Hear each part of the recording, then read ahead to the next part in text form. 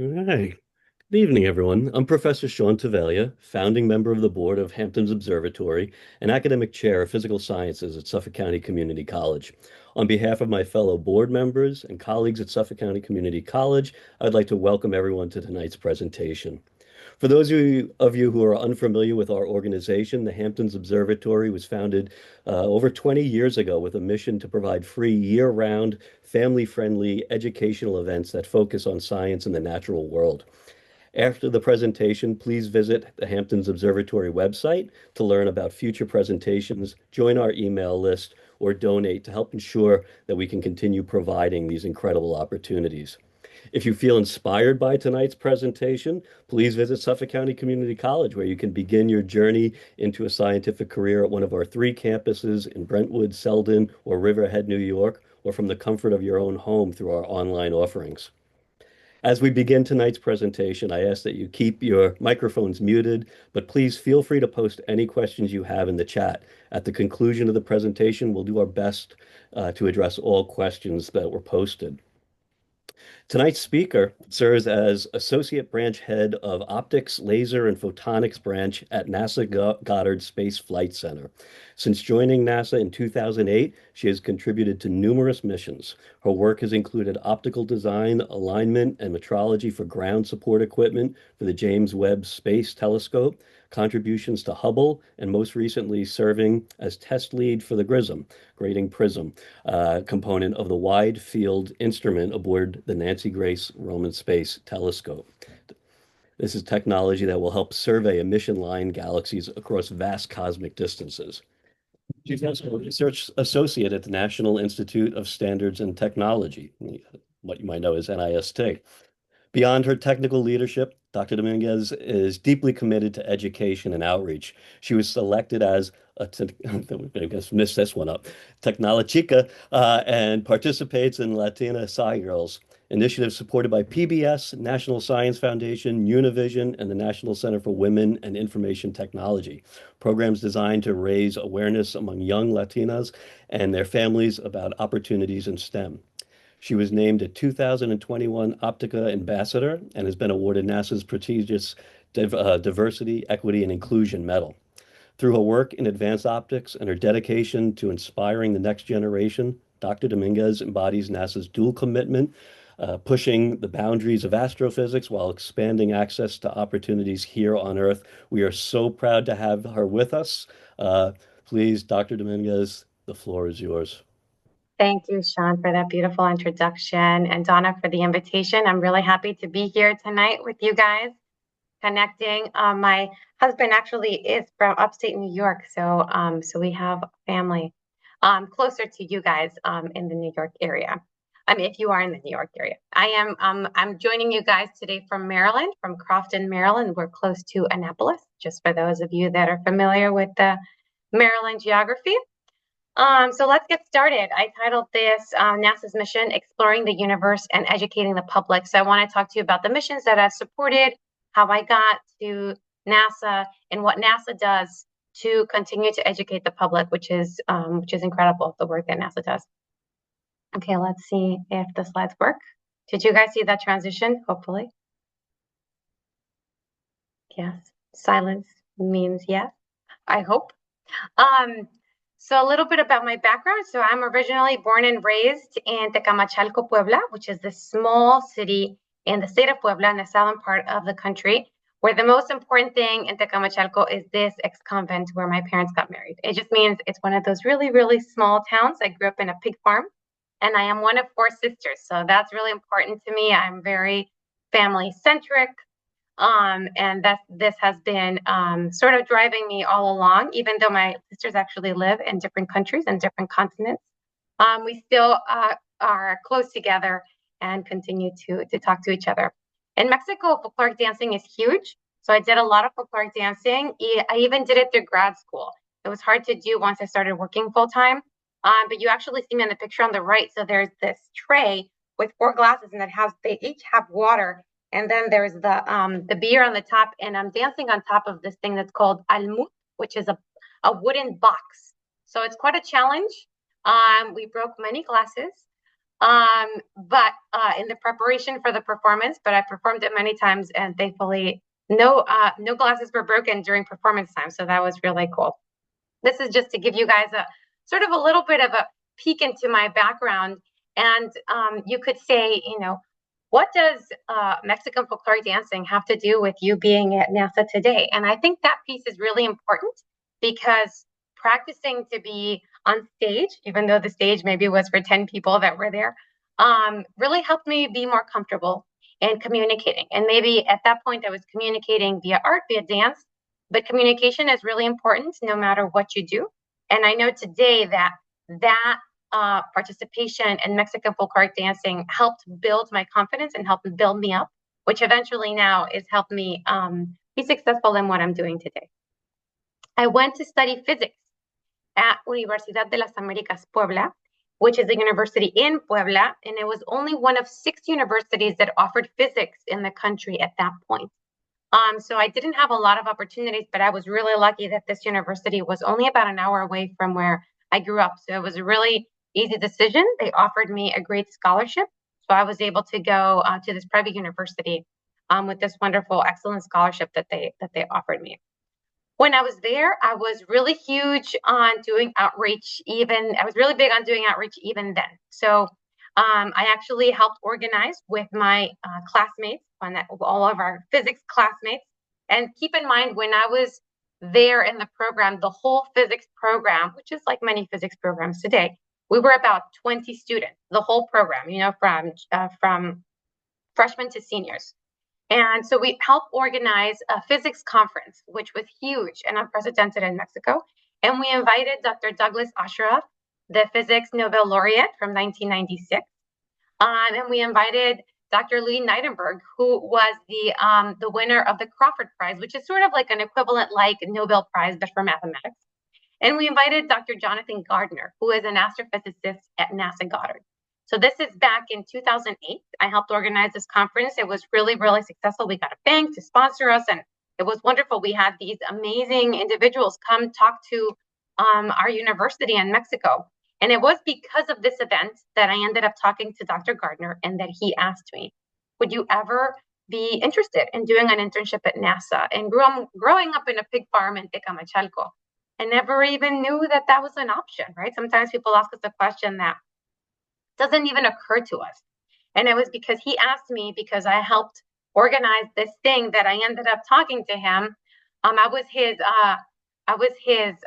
We sort of assigned to each of our speakers. They had like a buddy. One of the people that was organizing the conference was a buddy for each of our speakers. And I was his buddy, and I got to ride with him to the airport. The airport was a two-hour drive from our university to the Mexico City airport. So I got to talk to him for 2 hours. And this conversation came about. And I still remember when he asked me if I would be interested, I was like, yeah, that'd be really cool. So we had printed his itinerary in this sheet of paper. So at the bottom, really small, he wrote this website, and he like ripped it off, and there was like this little strip of paper. It was really funny. It looked like trash. And that's what I held on to and applied for a summer internship. I got in that summer. And then while I was a summer intern, the opportunity came up to join what is now called Pathways, which is there are other names for it through the private sector. They can be called co-ops, but they're a more formal version of an internship that can lead to full-time employment in the federal government. And that's how I came in, and that's back now in 2008. So that's how my story started, my journey to NASA. So just to give you guys a little bit of a perspective, I love maps. I am from Tecamachalco, Puebla, in the southern part of Mexico, where we have a very, very popular volcano. So sometimes we're in the news because this volcano, which is called Popocatépetl, but lovingly we call it Popo. And so this volcano, which is part of the state of Puebla. So I moved from there to Tucson, Arizona, which is where I went to get my master's and my PhD in optical sciences. And then after that, I moved across the country to start working at NASA Goddard. And along the way, I met my husband, who is also another optical engineer who also works at NASA. And you can see in the picture on the left, on our wedding date, we actually did a little bit of educational outreach to teach everybody about optics. So we have their diffraction grating glasses where we can see the light break down into its various components. That's also very festive, so very appropriate for the wedding. And there in the picture on the right, you can see us in front of the James Webb Space Telescope when it was being built and tested at Goddard, and I contributed to that for a few years as well. So that was really cool. We are very, very much connected in optics, so that's very, very exciting to us. I've been able to travel to different parts of the world to talk about my work that I do at NASA, to give TED Talks at private events, to be able to talk at hospitals. So the picture on the right, they invited me to go to Mexico to talk about the impact of NASA in the OR, so in the operating room in a hospital in Mexico. So that was really cool. I've been able to go to Spain and Peru and England. I was invited to go to University of Oxford in England, which was really, really exciting. I've been able to talk next to the White House. That was very cool. And this one was really close to my heart, the educational and training in optics and photonics. So this was an event in Florida where there were two plenary speakers, and one of the other speakers was a Nobel laureate. And when they invited me, I was like, I don't think this is right. So I was really privileged to be able to go talk to them about what we do at NASA and the really, really cool work that NASA does, building optics, building telescopes that go explore the universe, and also use that information to educate the public, because ultimately we are a federal agency, we are taxpayer funded, and everything we do is for the public, and is to educate the public, is to understand what we do, and also develop technology so that we can help improve, we can protect our planet, we can improve our health, and we have successfully been doing that for a long time. As Sean mentioned, I've been involved with these various programs, one of them called Tecnolochicas, Latina Sci Girls, where I collaborate with schools and museums, and I'm able to teach them about optics. I do a little bit less of this now that I have my 1.5-year-old, but I still do as much as I can, and I really, really enjoy it working with younger girls. Specifically with these programs, I've been able to collaborate with Latina girls that I can connect a little bit better. And it's been a wonderful opportunity. So let's switch topics a little bit more and let's talk more about NASA. So this is I like to show a map of NASA because I don't think people realize how big NASA is and where it is located. So all those orange dots that you see all over the map are NASA locations. So we really are across the US. And I am over here, part of these red dots. That's called the Goddard Space Flight Center. So Wallops, IVF, and GIST in New York. They're all part of Goddard Space Flight Center. So we are one of 10 NASA centers. Some of these are sort of like satellite locations. One of 10 NASA centers that exist across the US. And for the whole time, I was going to say for some amount of time, for the whole time that I've been working at NASA Goddard, I've actually been working on astrophysics missions. So every 10 years, the National Science Foundation puts together a group of questions that indicates what the priorities are in astrophysics, and they do this for heliophysics as well. And they put together these questions that are really important that we answer them in that topic in that decade. So then we put together they put together a group of proposals. So universities and private sector proposes different projects, different ideas, different concepts that can help answer those questions. So you see here in the last few decades, the winners of the decadal survey. So Hubble won that decadal survey in the 70s. We launched it in 1990. Chandra won the decadal survey in the 80s, then Spitzer, then Webb won the decadal survey for the decade of the 2000. We launched that in 2021. Hopefully, you guys are familiar with the James Webb Space Telescope that launched on December 25th, 2021. My sister was visiting from Mexico, and we woke up at 6:30 Eastern Standard Time so we could watch the launch on the TV in real time because that was really exciting. That was an unprecedented mission. I have some pictures to show you guys about that hopefully you guys have seen before.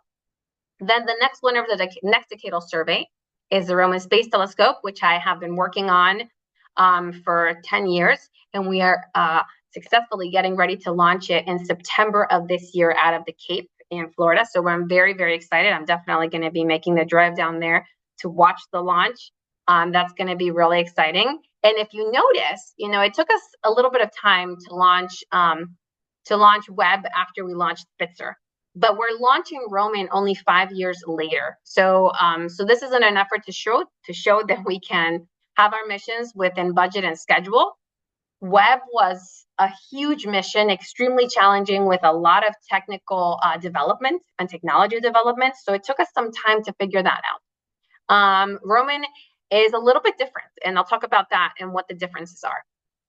But now, we're in the next decade. So we've already selected the winner of the next decadal survey, and that's HWO, Habitable Worlds Observatory. And I'm actually started working on HWO a little bit last year, much more this year. So we're always, even though this project was just selected in this decade, this is a much more larger scale project. So we do expect that it's going to take us a bit of time to launch it. We don't have a launch date for it yet. Maybe it's going to be, if you ask some people that are very optimistic, maybe in 39, but maybe we would launch in 40, but too hard to know at this point. But this just gives you guys an idea of throughout the decades, what the winners have, the selected winners for each of the decadal surveys, and then when did we launch each one of these. And they all are extremely important, and they're meant to be complementing of each other. So each one of these has different capabilities, is looking at different stages of the evolving universe with different wavelengths. So we can study the universe and understand it better by looking at it with these various spectral ranges. So let's briefly talk about Hubble. So I mentioned Hubble, we launched in 1990, so it's a really old telescope. It's been orbiting around our planet, which is only about 350 miles away from our planet, so it's actually pretty close. It's about the size of a school bus. So very, very large, not as large as Webb, but very, very large. And actually, when we launched it, we had some issues. So we actually had 4 servicing missions to go fix it. And we were able to service it with humans because it was only 350 miles away from our planet.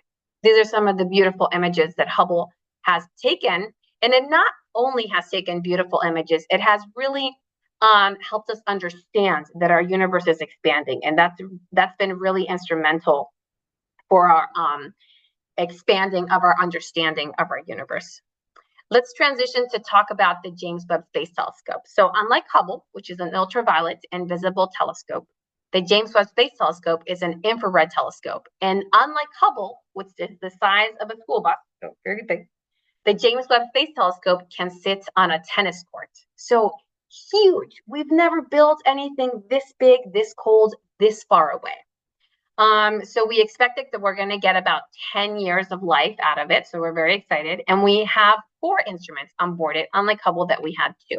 And they all sit behind that golden set of plates that you see. So that's the primary mirror of the telescope. And behind it, we have the Integrated Science Instrument Module, which contains 4 of the instruments that I list there. And for the sake of the presentation, we'll just call them by their acronym: NIRCam, NIRSpec, MIRI, and FGS, and the spectrograph.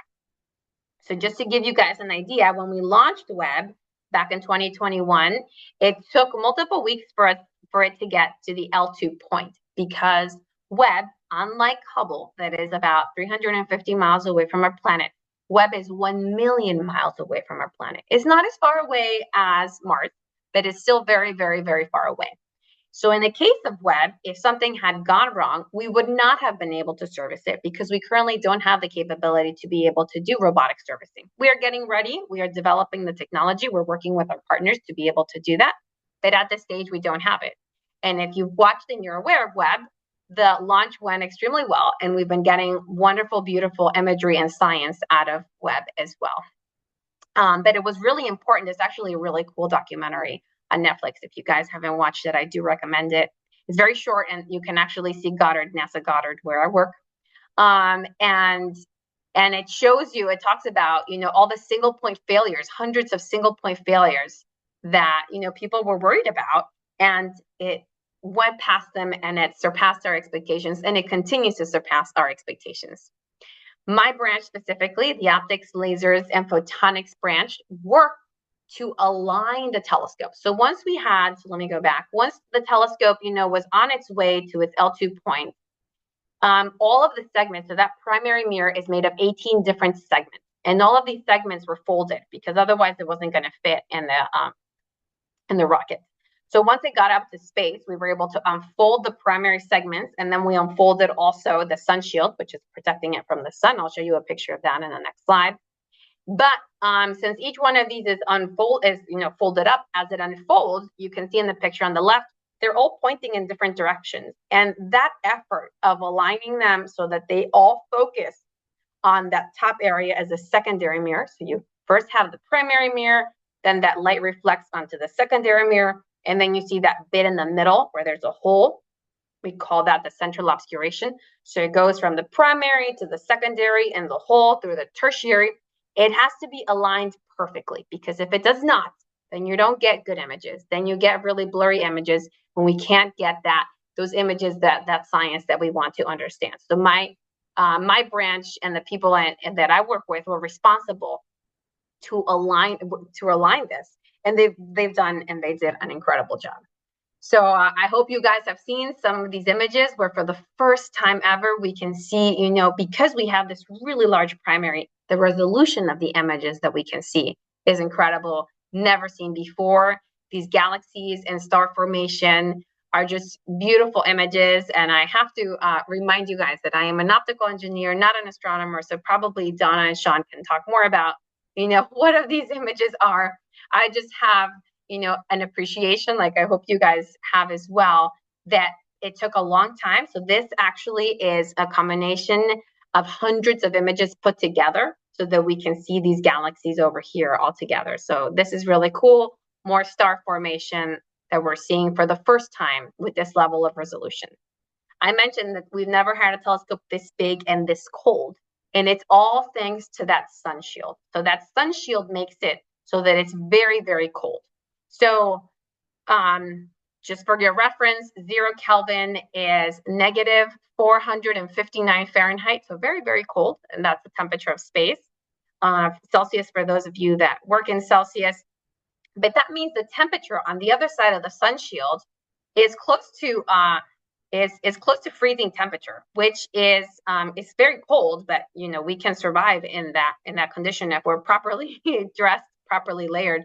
But on the other side, everything, the sun shield does such an incredible job that is the equivalent of 1.2 million SPF, which is kind of funny.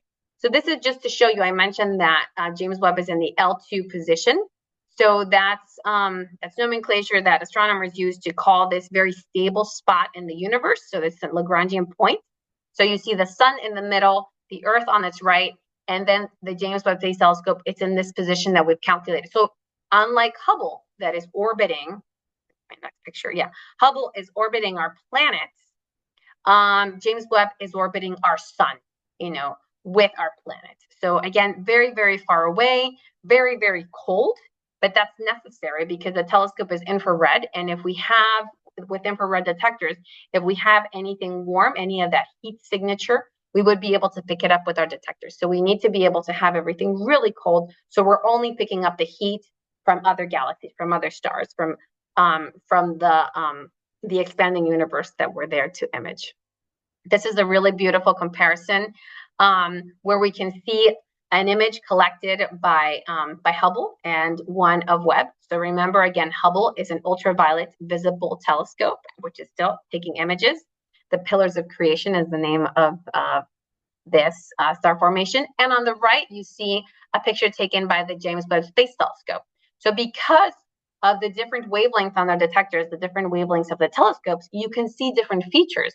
So we would not say that one is better than the other, but that both of them help us better understand what we're looking at. So you can see with Webb, because it has a higher resolution, how the image is much more clear, but we wouldn't be able to see things in the ultraviolet and the visible like we're able to see with Hubble. So ultimately, they're complementing each other, and they're helping us understand better everything that we are looking at. Now let's switch topics to the Nancy Grace Roman Space Telescope. For the first time in the history of NASA, we are naming a telescope after a woman, Nancy Grace Roman. She was considered, we called her lovingly, the mother of Hubble. Every time we name a telescope after somebody, it's always posthumous. So she unfortunately is no longer alive, but she was critical. She was NASA's first chief astronomer. She was critical in the time of Hubble. And to honor her, we have named this telescope after her. So that is really, really cool. really special. And I especially love talking about Roman because Hubble, Webb, and Roman are sort of all tied together beautifully, where they're all different, but they're all sort of part of the same story. So Roman, like Webb, is an infrared observatory. However, is the same size of Hubble. So it's Hubble-like because it's the same size primary and secondary. We are going to launch this year, so I have a typo right there. And similar to Webb, we expect to have a goal. We would like to have a desired goal of a 10-year mission. And we have two instruments on board, the wide field instrument and the coronagraph instrument. Roman is going to help us study dark matter and dark energy. We know today that dark matter and dark energy exist, but we're not able to measure it and interact with it. So by making observations of the expanding universe with Roman, we are going to be able to better understand what these things are. So it's going to help us study the physics of our universe. And it's going to be able to help us do that because it is a surveyor telescope. With this telescope, we are gaining a really wide field of view. So look at one picture taken by Hubble over there on the top left. That's one picture taken by Hubble. This is one picture taken by Webb, so about twice the size of Hubble. Look at one picture taken from Roman, 100 times the size of the picture of Hubble. Now, because the size of the primary of that main mirror is the same size as Hubble, we're going to have the same resolution as Hubble. But because we have a field of view so much greater, imagine if we were looking at the Andromeda Galaxy. It would take Hubble 400 pointings to be able to image the whole galaxy. Versus with Roman, maybe we don't get perfectly those edges, but we would get a lot of overlap, and we're able to do it with just 2 images. So we're able to look at the sky over and over and over. We call that a surveyor telescope with just the same level of resolution as Hubble, but much, much faster. So one of the challenges that we've had to overcome is the data transfer, right? Because now we're taking more pictures, really wide field of view more than ever. So how do we transfer that? And that's something that we've been able to figure out, but something new that other telescopes didn't have. So that's really exciting. So again, one of the differences is that large field of view that we gain with Roman. So just to focus a little bit more on what I've been working on in Roman throughout all these years, let's talk about the wide field instruments. So I mentioned 2 instruments on board Roman, the wide field instrument and the coronagraph instrument. So I talked about the primary mirror, sort of that main, we call them light buckets, that main collector of light. So the light is bouncing, is incident off of that primary mirror. That blue stuff, we call those ray traces. My husband is a designer, so that's what he does all day long. He traces rays. So the light is bouncing off of that primary onto the secondary, and then it goes through that hole that I mentioned, and then it hits eventually that tertiary mirror, and then it hits this thing that's cream color, and that's the wide field instrument. And I actually got my PhD working at Goddard building the GRISM. So you see me here in the lab. I was building the prototype when we took this picture.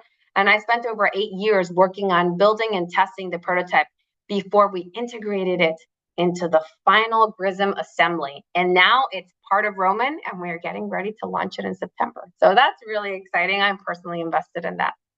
So let's take a step back and let's look big picture. What are the differences of the various telescopes? So again, look at the comparison of the size of Hubble, the size of Webb. We also have Spitzer there for reference. Remember, we also launched that as part of the decadal survey. And look at the size of the mirrors. So you see that in the bottom. So the size of the Spitzer mirror, really, really small. We see the size of Hubble when you compare it to a human, much larger than a human, but then you see the size of Webb. And Webb could not be what we call a monolith. So Hubble and Spitzer have a primary mirror that's just one chunk, one piece.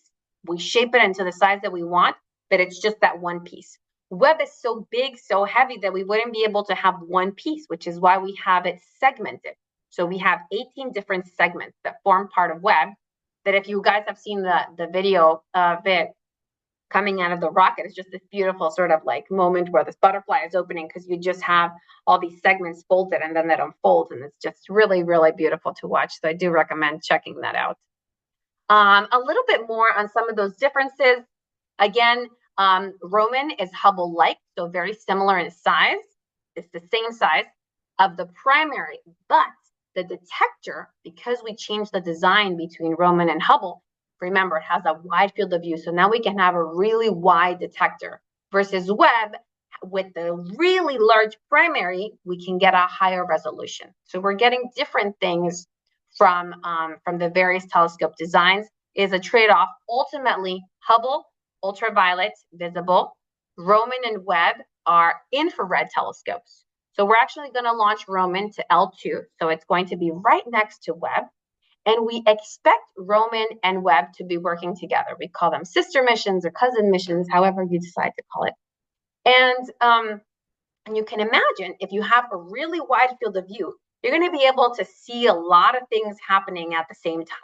But if you had something that stood out in one of these really large field of view images, you would be able to point James Webb because of the same wavelength range and focus in on what Roman is looking at. So we expect it to have these missions working together, which is going to be a really special thing. As it is now, we already have Hubble and Webb working together, but this is going to be special because we have both of these missions at the L2 point, infrared, complementing each other. So very, very cool. So let's switch topics a little bit because I was talking about what NASA does to educate the public, and I'm having a time check. Okay, I want to make sure we have enough time for questions. So NASA STEM engagement. So definitely recommend you guys check out the site. We have material for every age range to look at material to be able to take it to the school or do activities at home, lesson plans on various topics. And you can see a lot about James Webb, but we really have that across the spectrum on different topics, depending on what you guys are interested in. And we also have the material in Spanish as well. I don't know if you guys had seen that before, the Lego of James Webb. It's really, really exciting. For high school, NASA has developed, and specifically Goddard, the center where I work, high school lesson plans, where it's looking at, why is the universe infrared, and, what is infrared, and how can we use infrared technology? Ultimately, the work that we do at NASA comes back to the public, right? So it's sort of like it's the circle, because we pose questions, we answer questions, and we develop technology that helps us, that feeds back into the public. So we're able to develop things that have medical applications. So for instance, something that's really cool that I think is robotic machinery. So we built robots that we would send to Mars or that we would send to the moon, and we developed the technology to be able to control them really well from really far away. And that technology, we were able to transfer it to surgical rooms. So now we have these robots that are operating on people because that technology was built by NASA to run these robots on other places outside of our planet. But we were able to take that, when we partner with the private sector, we were able to take that a step further and tweak that technology to be able to operate on people. So that's really cool. That's one example of hundreds of examples of how NASA technology is affecting our everyday lives, which I think is really cool. One of the other things that I do, I'm a board member of this nonprofit, which is called Discover Engineering. And we did this study a few years ago, and I really want to share this with you because I think it's really important. And the name of the study is Messages Matter. And we sort of looked at, we asked a group of students and parents, what their interest in engineering is, and do they feel like whenever they hear about engineering, whether it is anywhere, in social media and school, out on the street, whenever they hear anything about engineering, working in science, how do they feel about that? Do they feel like they belong? Do they feel like that's something that they could do? Science, technology, engineering, and math. Is that welcoming for them? Then we introduce individuals that maybe look like them, that talked about how they got started in their STEM careers. And then we asked them, does this change your interest in STEM? And then we introduced messaging that was very inclusive, that was very open, it was very welcoming.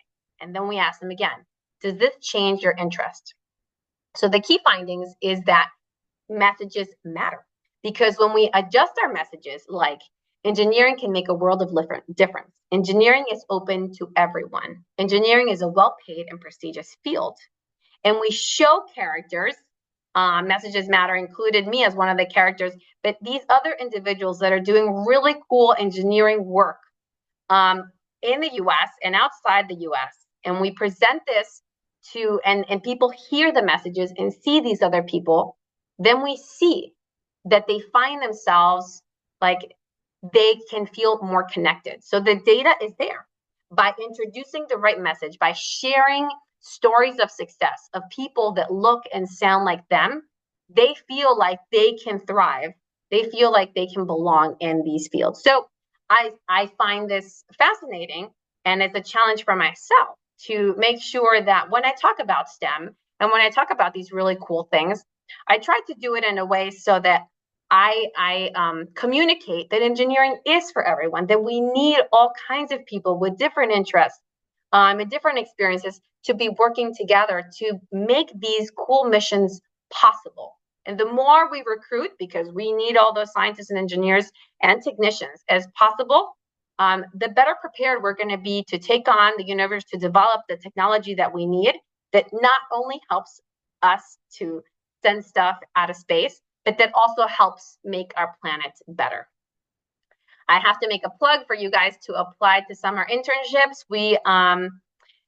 The window for it changes a little bit, but we currently have an open window for fall applicants. So for the summer applicants, we've already selected those interns. That has already closed. But right now is the time to apply for fall applicants. Those are paid. So please make sure to apply to those. And I would like to end with a phrase that I really like from Marie Curie, who was the first woman to win a Nobel Prize, and the only one to win two. Life is not easy for any of us. But what does it matter? We must be perseverant and above all, have confidence in ourselves. Thank you so much. And I hope we can get to questions now. Excellent. Thank you so much, Margaret. That was wonderful. And I'm going to say, in full disclosure, as an evaluator for NASA OSTEM, I'm very proud that you did that. Wonderful. Thank you so much. And we had similar, I had a project many years ago for geosciences where we did the exact same thing and had the exact same results. And I just want to just echo when we try to invite everybody, everybody joins. Yeah, Right. so really appreciate the work that you do. We do have some great questions. The Wonderful. first question really is Richard, and he wants to know, has the Roman mirror that you know have been tested to exclude the problems that we had occurred with Hubble? Great question, Richard. Yes, I mean, we have had failures, unfortunately, in the history of NASA, right? But one of the things that we work on, and I think as humans we work on that every day, right? We want to learn from our mistakes and do better. So what happened with Hubble was that the way that we tested it was not appropriate. So when we got the results from one of the tests, that was an incorrect result, and that's why we had to, as you're pointing out, with that first servicing mission, we had to go fix that. So yes, we have made sure that we did the proper testing so that we don't run into that problem when we send Roman. Excellent question. Thank you. Good, glad to hear. This is a question that comes up quite a bit. If the telescopes are designed, this is for Fabrice, if the telescopes are designed for 5 years, why are they expected or hope to last for 10? And what needs to go right for it to last longer, or what is anticipated could go wrong? So many things, right? So a telescope, just like any electronic device, like your phone, your computer, you guys have bought stuff that was meant to last. I don't know, how long is your phone supposed to last? Maybe not that long nowadays. I always hope to get like 5 or 6 years out of my phone. But whenever you buy any type of electronics, you hope that they're going to last whatever and plug the number of years. Then something breaks that you didn't expect and that it malfunctions. We test heavily so that we understand the lifetime of every part that we put into the telescope. That doesn't mean, because the parts are electronics made by humans, that doesn't mean that we're not going to have a failure. So also other factors that go into the play into this, radiation. So once we send stuff into space, we test all the stuff that we send, but we're going to encounter radiation out there that we're not going to encounter here. And that's going to degrade the life of things. So we have studies and we do approximations of how well we every time we send something, we understand it. We do a lot of testing with the International Space Station of samples that we put up there and we take back. But we still can't plan for anything. Another really big one is meteorite hits. So I don't know if you guys know, but a few months after we launched Webb was hit with a meteor. and it actually, damaged one of the 18 segments. And the performance was so good, optical wise, for the images of the primary, that even though it did damage one of the segments, we're still getting really great images because we had done such a great job that even though it got a little bit worse, it was still well below what we needed to do. And that's all statistical analysis. So we don't know exactly everything that's going to be out there that's going to hit it. We just statistically estimate, the likelihood of it being hit is whatever number. We expect that it will be hit, but we did not expect that Webb was going to be hit by those meteorites as early and as bad as it did, right? So these are various factors that are out of our hands, that we just try to prepare for as best we can, but that we just don't know. I hope that helped answers the question. Thank you. Richard has another question that is the question of the year. Do you think AI will replace engineers? I don't know, right? Who knows? I don't think so, not yet. I think that a lot of the work that we're doing, I mean, there's definitely space for automation.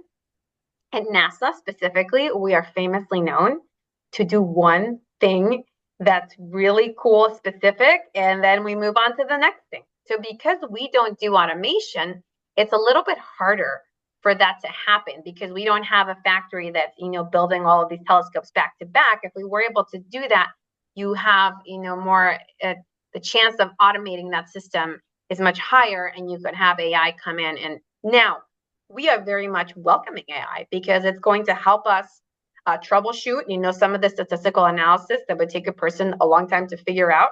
We're able to do it much faster. So myself and my colleagues, we're already using AI to do what we are doing now to make it easier.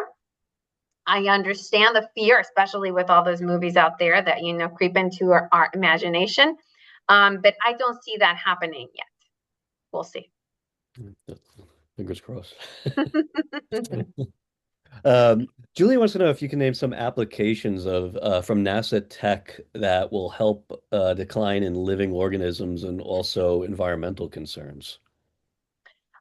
In our planet, can you repeat that? So it'll help. Yeah, I believe that's what Julie was mentioning in terms of our own planet. Are there NASA things that can help us face our own or overcome some of our own Oh, yes, environmental concerns? absolutely. So one cool mission, one of many missions. So we have missions. So I've worked on these astronomy telescopes. So I'm working on these missions that go out of space, a million miles away from our planet. So much, and the vast majority of the work that NASA does, that I haven't worked on, which is why I haven't talked about. So I apologize. I missed talking about that with so many missions that are looking at our planet. So we are always looking at water level and ice levels, and we have missions that are looking at fires, so that we can work with our like specifically when we had more recently the fires in California. So we can work with the fire department. So we work with farmers because we're scanning the planet, and we're looking at fields, and we post that information on our platforms so the farmers can download and they can understand the health of their fields, whatever, clearly it's not something that I work on specifically directly.